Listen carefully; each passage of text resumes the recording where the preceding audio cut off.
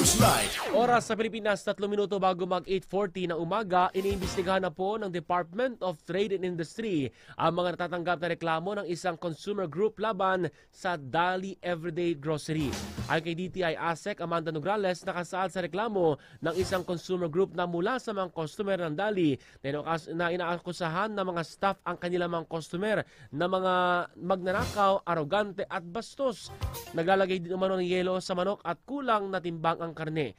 Dagdag pa ng opisyal na matagal na nilang natatanggap ang reklamo ng grupo at ilang ulit nilang tinatawag ito, ngunit ngayon lamang sila pinaunlakan. Nagpadala na po ng show cause order ang Trade Department laban sa Dali, ngunit wala pa silang natatanggap na tugon.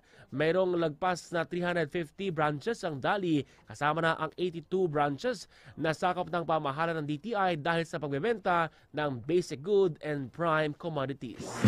Live TV Radio. Live TV Radio. Live TV Radio.